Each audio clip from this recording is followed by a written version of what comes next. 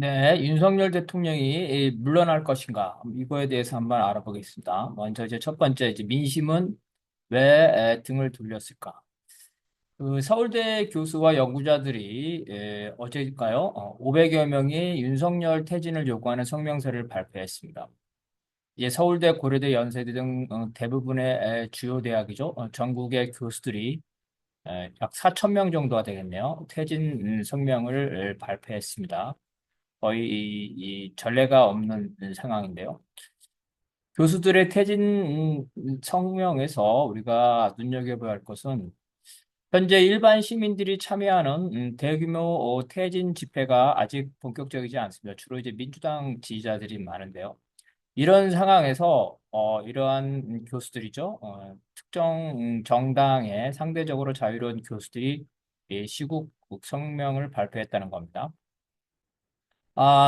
내용에서 보면은 교수들이 보수적인 언론을 비판을 했습니다. 언론이 정권에 대한 감시 활동, 국민에 대한 각성, 이러한 본연의 업무를 제대로 하고 있지 않다는 겁니다. 결국은 교수들이 나서서 현재 소극적인 국민들에게 각성을 요구하고 윤석열 퇴진에 대해서 좀 더 적극적인 행동을 권유하라 하는 이러한 형세라고 볼 수가 있겠습니다. 또한 현재 그 윤석열이 그 특검에 대해서 또 각종 입법에 대해서 거부권을 10여 차례 이상이죠. 행사를 하고 있는데 이러한 김건희에 대한 특검 수용과 같은 타협을 제시하는 것이 아니라 이 모든 시국 선언이 바로 윤석열 퇴진을 요구했다는 점입니다. 현재 윤석열에게 결정적인 불법이죠. 중대한 불법이 아직 드러나지 않는 조건에서 이러한 지식인들이 이 윤석열의 퇴진을 요구했다는 것은 어떤 법적인 평가, 법적인 요건을 따지기보다는 윤석열의 지속적인 취임 이후부터 윤석열의 무능, 고압적인 자세, 검찰 독재로 인해서 법을 떠나서 정치적으로 윤석열의 퇴진이 불가피하다는 지식인들의 공감대가 형성됐다고 보겠습니다. 또한 시국선언에도 나오지만 의료 대란이죠. 의대생과 관련돼 있습니다. 그다음에 공학 계열을 선두로 해서 대부분에 대한 대학 연구자에 대한 연구 지원 삭감 이런 것들도 있는데 이러한 윤석열의 반지성적인 반대학적인 정책에 대한 이러한 대학가의 불만도 반영되어 있다고 보겠습니다. 그래서 민심이 왜 등을 들렸냐를 보게 되면 일단 취임 직후부터 민주당에 가까운 사람들은 편파적인 검찰 독재에 분노하고 있습니다. 저희 민주당의 범지지층이 50%에 달한다 볼 때 50% 유권자들은 처음부터 그죠? 정권 초기부터 이미 등을 돌렸다는 겁니다. 윤석열이 문재인 정권 밑에서 검사일 때 이재명이나 조국에 대한 수사는 그때도 물론 먼지털기였지만 현직 대통령이죠. 권력에 대한 반항이었기 때문에 여론은 그렇게 큰 저항감이 없습니다. 찬반 논란이 있었지만 큰 저항감이 없었다는 거죠. 하지만 대통령이 된 후에 자신 대통령의 정적에 대한 이 검찰권의 남용이죠. 먼지털기지 수사는 윤석열을 지지하는 보수층조차도 대놓고 이러한 먼지털기 수사를 옹호하지 못할 정도로 여론의 저항감이 강해졌습니다. 특히 윤석열의 부인 김건희에 대한 이 봐주기 수사죠. 한편으로는 먼지털기로 하고 자기 사람들을 이런 봐주기 수사죠. 이런 봐주기 수사는 민심이 이 검찰을 자기 식구만 챙기는 조직 깡패다. 이렇게 바라보고 있는 겁니다. 경멸하고 있죠. 검찰을. 둘째는 국정과 긴급한 현안이나 비상사태에 대한 무능입니다. 이태원 참사 사건은 오세훈 서울시장과 윤석열 대통령 등 보수 정권의 이 무사 안일과 무능을 보여줍니다. 비슷한 상황에서 문재인 정권 때나 박원순 시장 때에는 그러한 상황 관리죠. 할로윈 대회의 그 인파 상황 관리 등을 했는데 이번에는 그거를 제대로 못했기 때문에 사고가 난 겁니다. 서울시와 용산의 행정기관이죠. 어, 서울시장과 용산구청장, 그다음에 서울경찰청과 용산서장은 무능함을 보여주었습니다. 윤석열이 이태원 참사에 직접적인 책임은 없지만 그 사후 처리에서 아주 뻔뻔함을 보여줬죠. 그래서 윤석열은 세월호 참사에도 보듯이 한번 밀리게 되면 정권까지 위태롭다고 해서 관련된 그죠? 관련된 행정기관, 경찰 모두에게 면죄부를 주는 그러한 뻔뻔함을 보여줬습니다. 용산 참사는 용산 경찰서가 대통령이 용산으로 집무실을 옮기면서 이러한 경찰 병력이라든가 관심사를 대통령 집무실이죠. 여기에 옹통 쓰면서 용- 이태원에서 할로윈 데이 때 현장 관리를 제대로 하지 못해서 발생한 겁니다.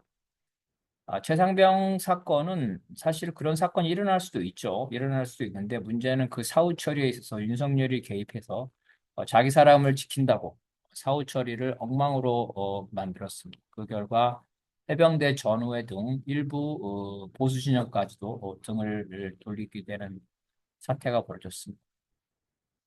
의료 대란의 경우에는 좀 더 복잡한데요. 일단 과거 정권이 실패했는데 의사 집단과 끝까지 싸운다는 용기에 대해서는 일정 부분 의견이 분분할 수 있다. 찬반이 있을 수 있다는 거죠. 문제는 의사 파업 등 이러한 후유증이 이미 과거에 돼 있었는데 그 후유증을 충분히 대비해야 되는데 대비하지 못함으로써 의료 대란으로 국민의 불편이 가중됐다는 거죠.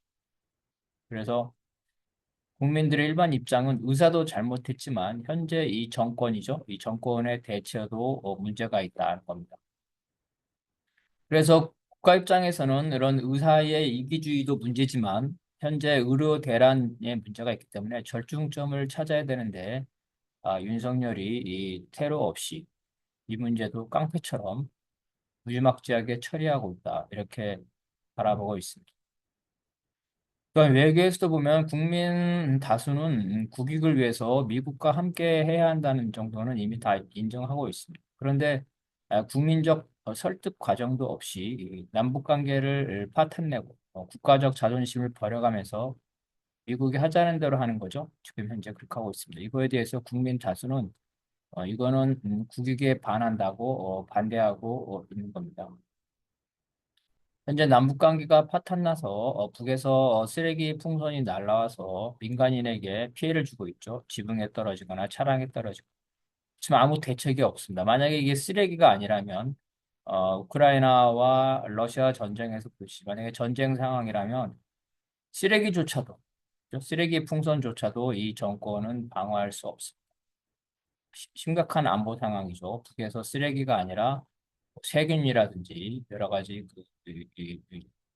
드론이라든지 이런 거를 날려보냈을 때 지금 현재의 첨단 무기를 자랑하고 한미 동맹을 자랑하지만 여기에 대처할 수 없는 무능함을 보여주고 있다는 거죠.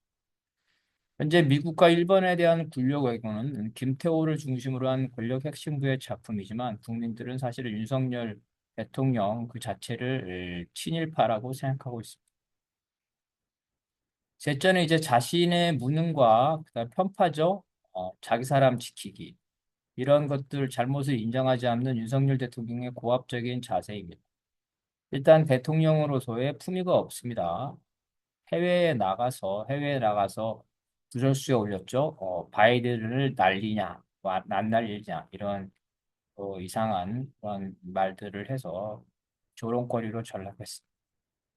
과거에 윤석열이 밀실 검찰청 안에서는 이런 조폭 같은 스타일을 하더라도 자기네 검찰 내부에서는 통할 수 있었고 외부에서는 이러한 조폭 같은 행태를 알 수가 없었지만 모든 행동이 노출되는 대통령이 그래서는 안 되죠. 최소한의 인격을 지녀야 되는데 검찰 주입으로서 몇십 년 동안 했던 조폭 같은 스타일을 그대로 반복하고 있습니다.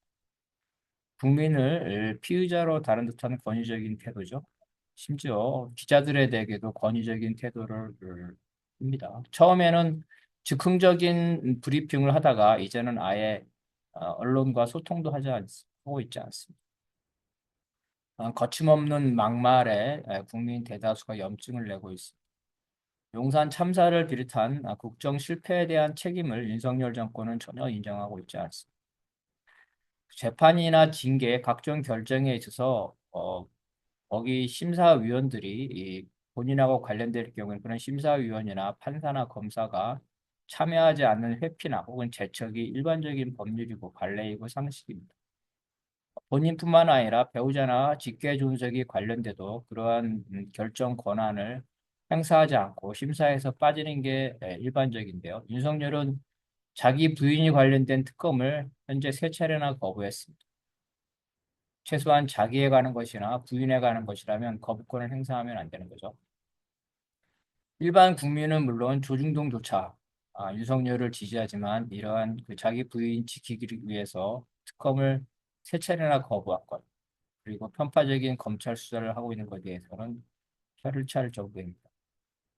넷째는 최근에 2024년 들어서 심각해지는 경제난과 저출산 등 대한민국의 암울한 미래입니다.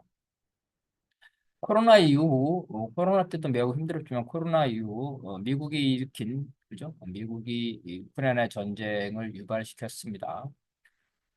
그리고 중동 전쟁에서도 이스라엘을 편들고 있죠. 이러한 전쟁으로 인한 물가 인상, 유가가 폭등하고 식량이죠. 밀가루가 폭등하고 그리고 미국이 이 고금리를 해서 이러한 고금리를 우리가 따라갈 수밖에 없는 거죠. 이런 것들을 국민이 참아오고 있었는데 최근에 수출이죠. 수출 무역 적자. 이러한 것들이 이제 경제가 전반적으로 침체하고 위기 이 징후가 보이면서 국민들이 이제 피부로 느끼고 있습니다. 먹고 살고 사는 게 힘들어진다는 것. 결국은 화풀이 대상이 필요한데 결국은 이 먹고 살기 힘들어지면 대통령이죠. 대통령이 그 화풀이 대상이고 대통령을 희생양으로 삼고 싶어 합니다.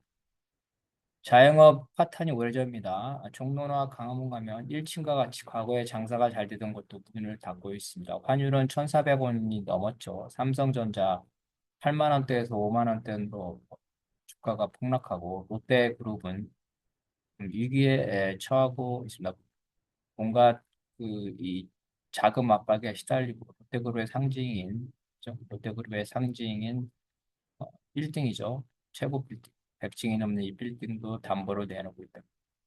재벌도 이렇게 위기에 처한 모습을 보면서 국민들은 IMF 때 구조조정 악몽이죠. 다시 또 구조조정이 오지 않는 것이면서 모든 국정의 책임자인 윤석열을 손가락질하고 있습니다.